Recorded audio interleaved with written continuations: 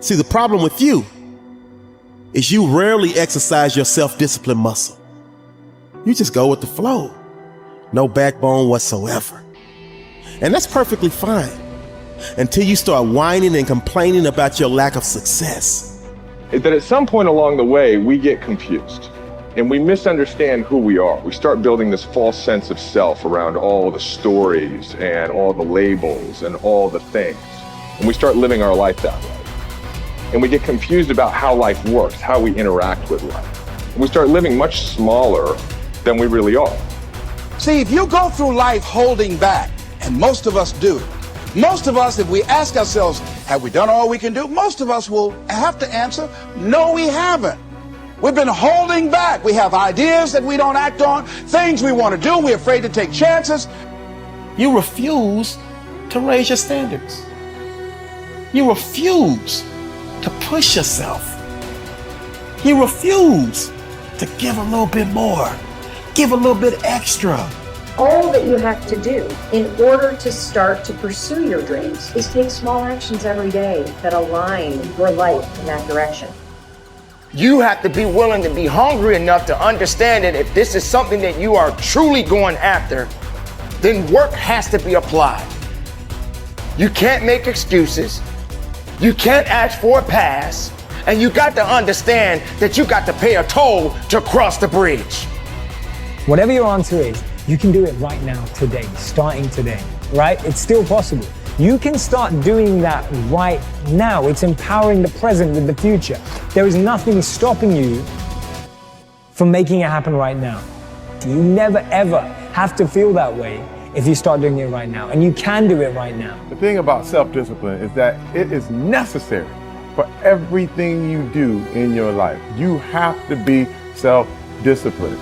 And once you understand that you can always make a different choice and get a different reaction, and that's the power in your life, that's the power that you have, is no matter what's going on, you can choose to think differently, believe differently, see differently. All of those things are a choice. If you have a why, you can survive almost any how. Once you begin to discover who you are, then you really realize how you have been given authority and dominion over everything on the face of the earth, including all the dimensions of your life.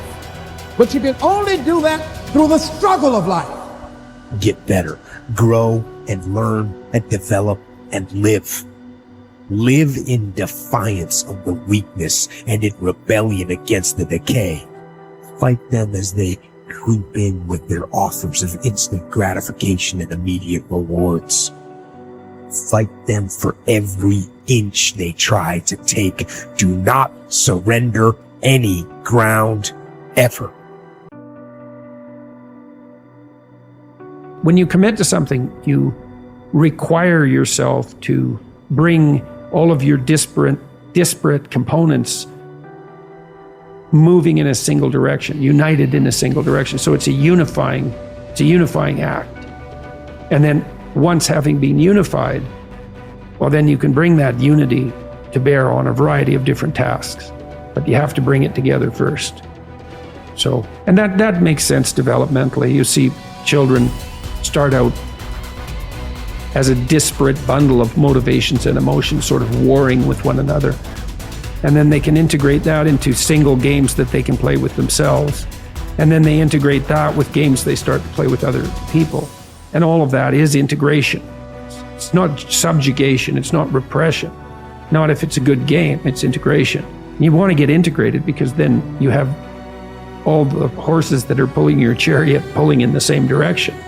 And you're much more likely to get to where you want to go then, and also much more likely to specify a good place to go.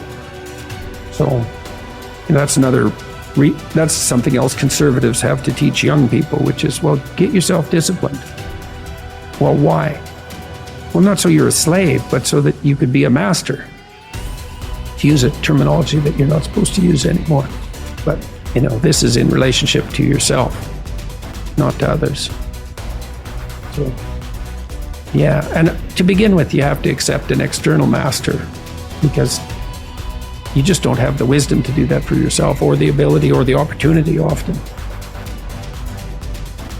Everybody knows this. They feel bad when they decide they're going to get themselves in good shape and go to the gym, and lasts like 3 attempts, yeah. And then no one's happy about the fact that they quit. And they berate themselves for it. And we know that we need to go through a disciplinary process. And we need to subjugate ourselves to a disciplinary process. That's part of the problem with the constant harping about the, oppressive patriarchy. But you need a disciplinary process. So, well, that's just oppression and slavery. It's like, no, it's not.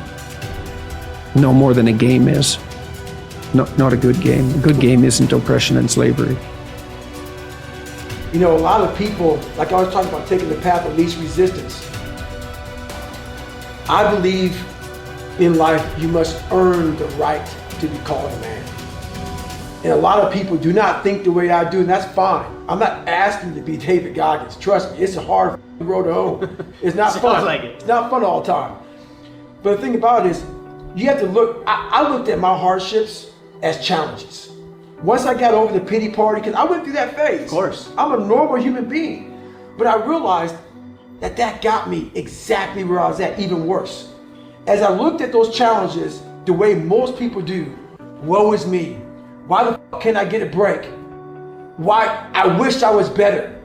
I wish my parents were better. I wish I had a better education. I wish this, I wish that. They have all these wish sandwiches. I started realizing, how can I fucking figure out how it can work for me?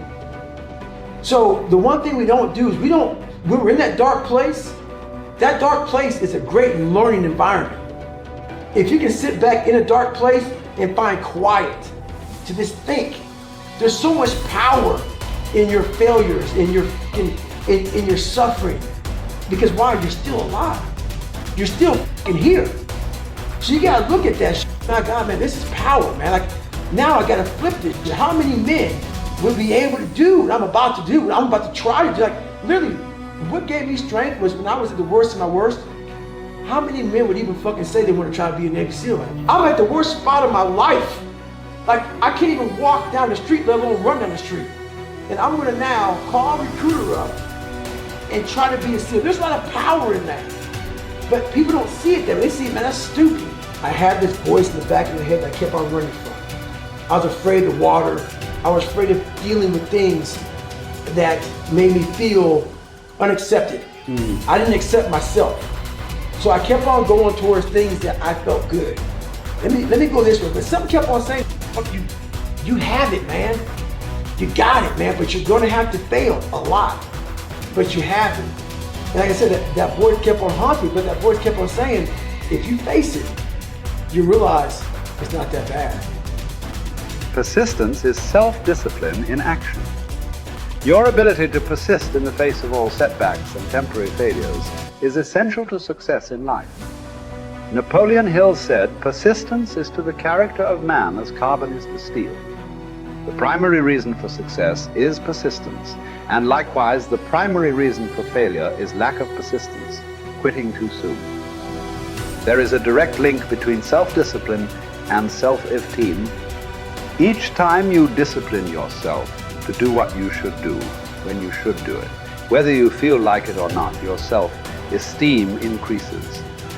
This, why there is direct relationship between self-esteem and persistence. Each time you persist and force yourself to continue on, even when you feel like quitting, your self-esteem goes up. Each act of self-discipline strengthens every other act of self-discipline. Every act of persistence strengthens every other act of persistence. When you discipline yourself to persist over and over, you like and respect yourself more and more. You become stronger and more confident. Eventually, you become unstoppable. Persistence is its own reward. Every time you force yourself to persist on a task, whether it is large or small, you feel happier and better about yourself. When you go the extra mile and do more than you are paid for, or more than is expected, your self-esteem goes up. You feel more powerful and in greater control of your life. In your career, when you go the extra mile, you put yourself on the side of the angels. The primary difference between winners and losers in life is simple. Winners never quit, and quitters never win. Your ability to respond effectively to setbacks, your level of response ability, is the measure of your readiness to succeed. When you experience a major setback or problem, you will feel temporarily stunned. This feeling is very much like a punch in the emotional solar plexus. You will be stopped for a few seconds or a few minutes. During this period, you will often feel discouraged or experience self-pity. You will say, "Why me?" However, it is not how far you fall that counts, but rather how high you bounce. Your aim is to bounce back as quickly as possible. Resilience in the face of unexpected reversals is vital to long-term success. Remember the warrior's creed: I will lay me down to bleed a while and then rise and fight again. Don't be surprised, shocked, or set back when things go wrong. Your best laid plans will often fall apart. Instead, expect disappointments and setbacks as a part of life. Take a deep breath, pick up the pieces, and continue onward